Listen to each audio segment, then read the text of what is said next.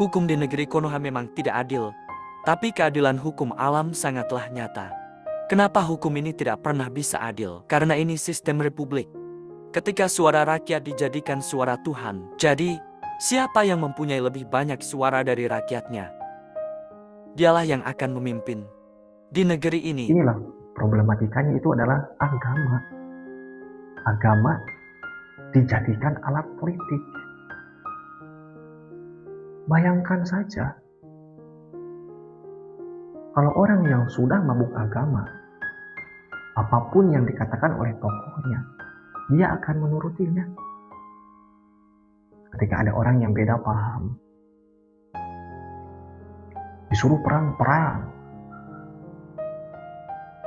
Ketika ada orang yang mencintai alam, melindungi pohon, dituduh musyrik, dituduh berhala.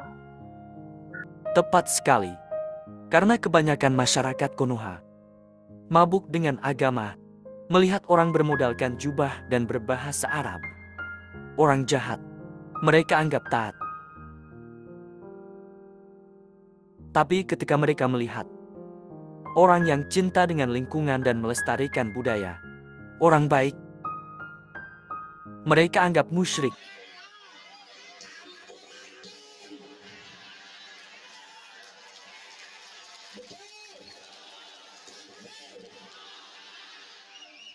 Kalau tempatnya tempat kemusyrikan, kalau tempatnya tempat banyak berhala, tempatnya tempat banyak patung, kotanya kota kemusyrikan, kota maksiat, maka sedikit daripada santri-santri itu yang akan mendapatkan manfaat dan barokah daripada ilmu, saudara-saudara. Sekarang Bapak Sia, lain Bapak Aing, Bapak Sia menista agama, berbuat kemusyrikan, merendahkan Islam, menginjak-injak agama, berbuat kemusyrikan, Sia kurang tenambak. Mereka dipuja dan diagung-agungkan, hanya diakui sebagai seorang alim dan turunan Nabi.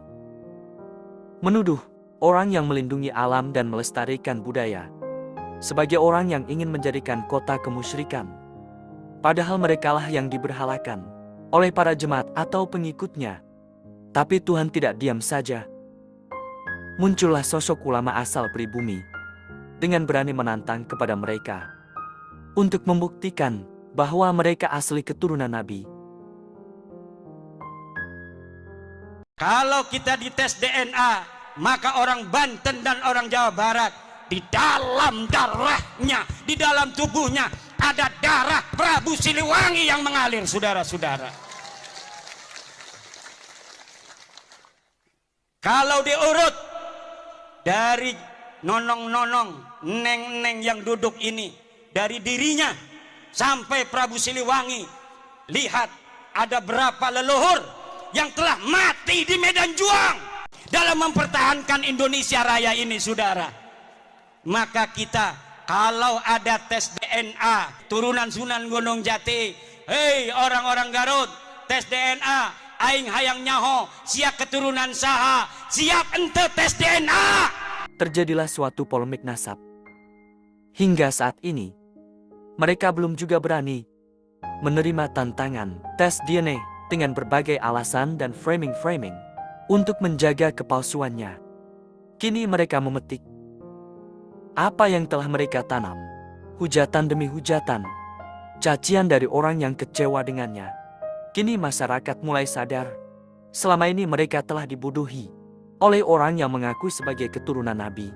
Dan kini mereka juga telah menyadari bahwa mencintai alam dan melestarikan budaya dan tradisi bukanlah suatu kemusyrikan, melainkan anugerah dari Tuhan yang harus dijaga. Sekarang mereka, masyarakat tahu siapa yang harus dipilih untuk dijadikan pemimpin. Dialah sosok yang mencintai alam dan melestarikan budaya, sehingga lingkungan menjadi indah, mengenalkan siapa leluhurnya, dan rakyat pun hidup bahagia.